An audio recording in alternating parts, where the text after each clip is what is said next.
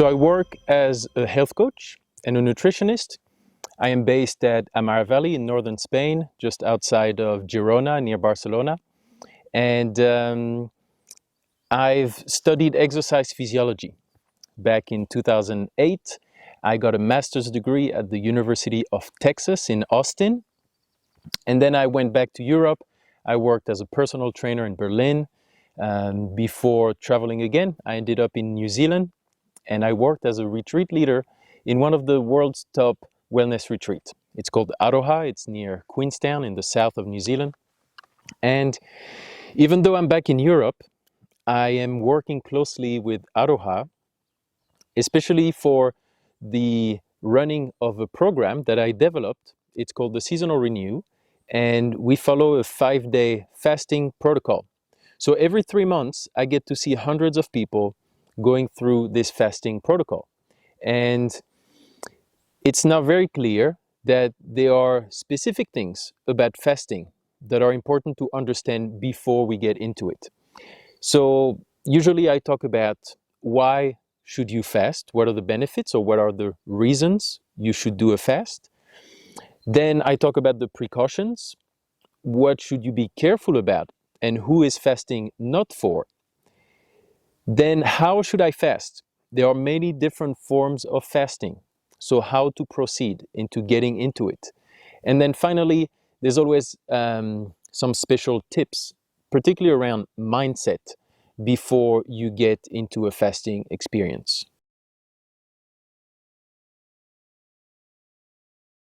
The human body is a living organism that is in constant change, in constant transformation.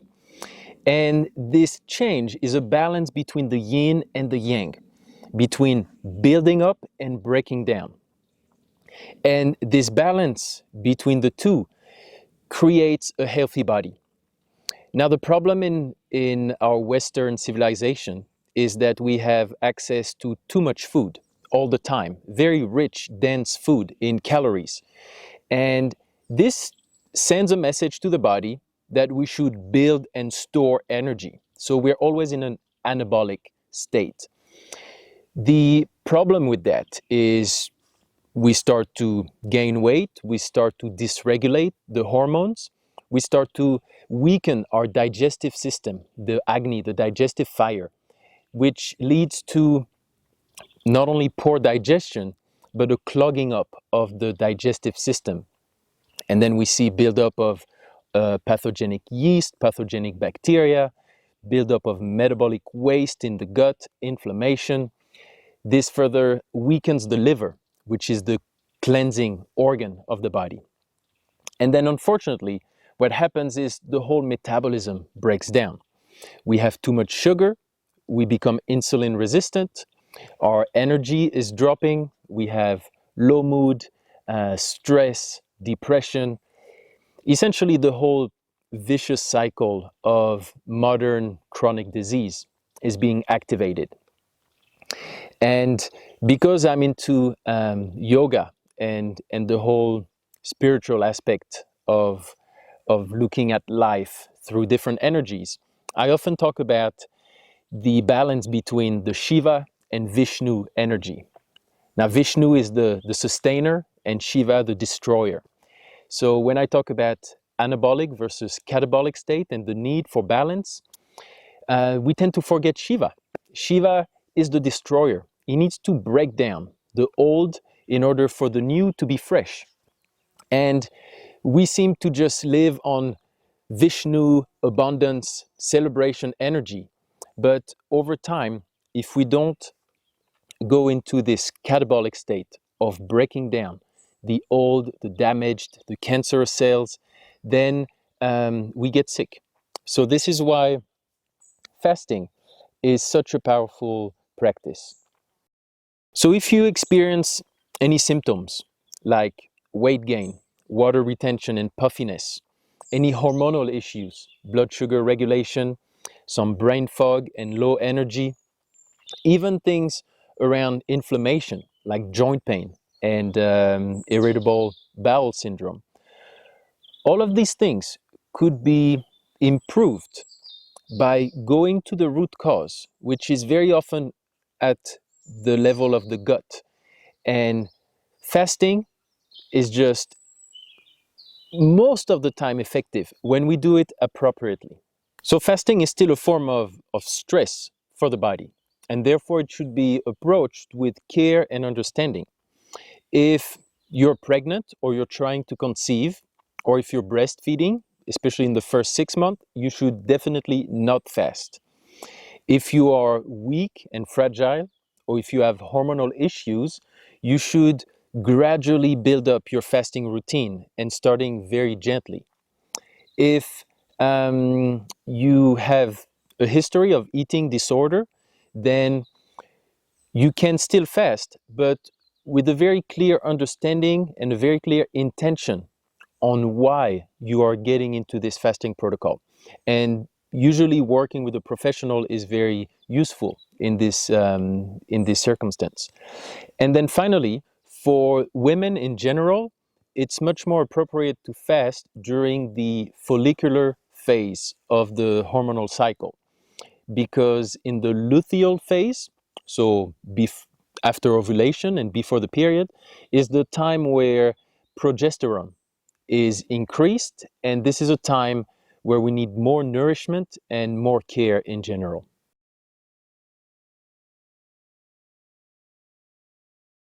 You don't need to do a long water fast to get the amazing benefits of fasting. Actually, it could be damaging for a lot of people to go too extreme and dysregulate hormones, dysregulate metabolism in a way that it's difficult to get back into normal shape. So the easiest way to get into fasting would be through intermittent fasting. Most people have heard about this. This is when you leave a 12 to 14-hour window between dinner and breakfast. If you leave more than that, research is pointing to the potential downsides of that practice. So I would stick to 12 to 14 hours. And one mistake that a lot of people make is that they start skipping breakfast. And this also seems to have downsides, particularly around stress. We want to feed the body with energy and carbohydrates in the morning, as this helps to take the cortisol level down. And most people are starting their day pretty stressed out, so we don't want to add the stress of fasting in the morning. In addition, this can further dysregulate cortisol and stress hormones. But in general, doing this intermittent fasting combined with leaving 3 to 4 hours between meals without snacking during the day is going to regulate insulin and blood sugar regulation. So this is the first step with fasting. After that, we can start to do 24-hour fasts, meaning that we don't eat any food or calories from breakfast to breakfast the next day, or lunch to lunch, or dinner to dinner, just 24 hours, just water and herbal teas. Now, this is going to further activate the detoxification and the blood sugar regulation mechanisms of the body. So this is a good practice to do between once a week to once a month. After that, we enter the longer fasts. So this is where things get interesting.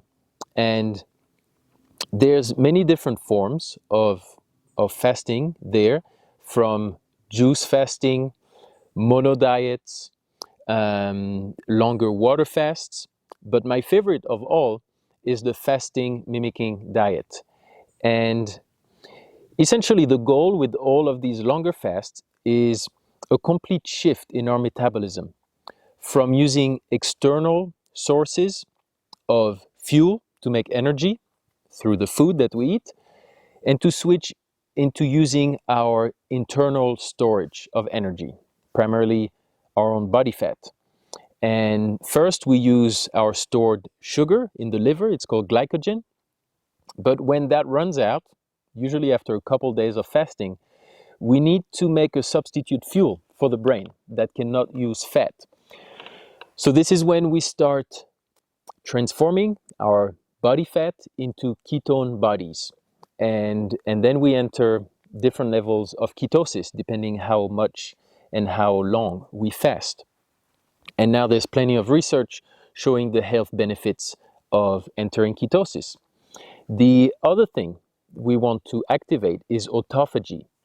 And autophagy is a little bit like a recycling process. It actually means self-eating. So we eat our own cells, especially to renew and recycle proteins, because we still need to make neurotransmitters and hormones and enzymes.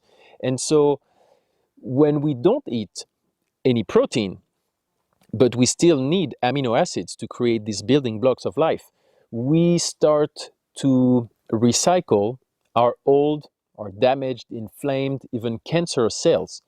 And this is where Shiva is coming into place and breaking down the old.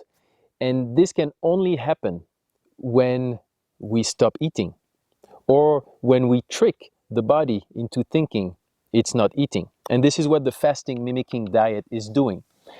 That's why we mimic the state of fasting while still eating.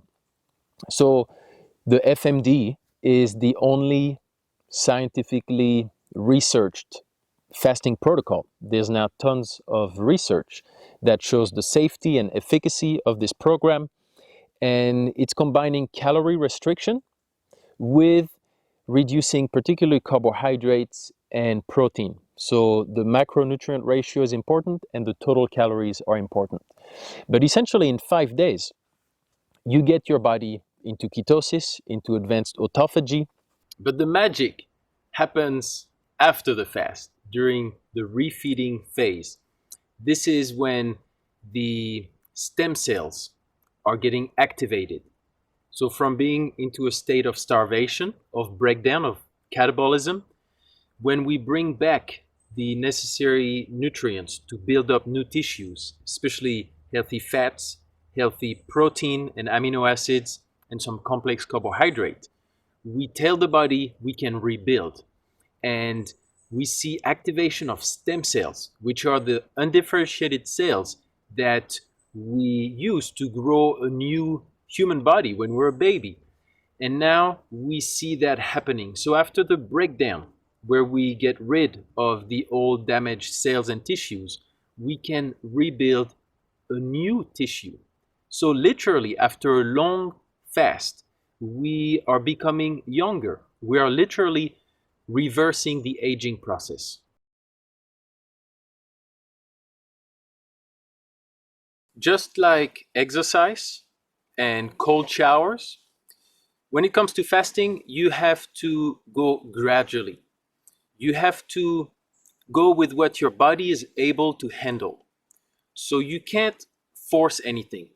You have to think of fasting as something you're going to develop over time, to implement it into your life for a long period of time, because the benefits are not just happening from one fast. There are some benefits, but if you want to live a long, healthy, happy life, it needs to be something that you repeat again and again. And for that to happen, you need to enjoy it.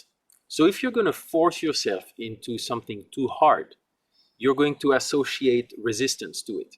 So go slow. If you're doing a long fast for the first time and you're experiencing extreme fatigue, extreme headaches and joint pain, then back off a little bit. Just eat a little something. You don't need to go too extreme. Often the Western mindset is no pain, no gain, and it's just not true. You can enjoy a fast. It shouldn't be painful. It should be somewhat enjoyable. And of course, there are discomforts, and there's some hunger, and there's the whole layer of emotional comfort that we have through food. And this can be challenging, sure. And that's why we have to lean into it gently. And also with awareness and intention. I see this as the key to a successful fasting journey. Before you start, write down your goals, your intentions, your prayers, and come back to them regularly during your fasting journey so that you know and remember why you're doing this. This is very, very important. And the last thing that I see is the importance of not doing this alone. It's possible, but it's hard. So when you do this with a group, whether in person at a retreat or just with groups of friends or online even, this is what we do with the seasonal renew, the collective support and strength is just remarkable. It really helps. So why not use it, right?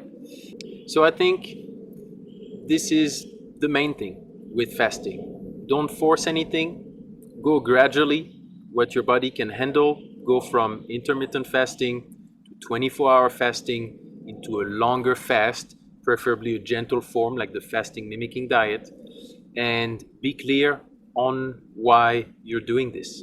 What is your need behind this? What is your intention?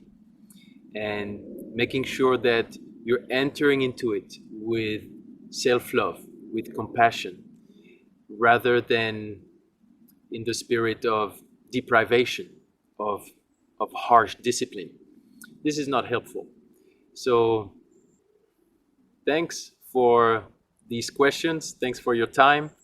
And I look forward to connecting with whoever is interested into going deeper. Thank you.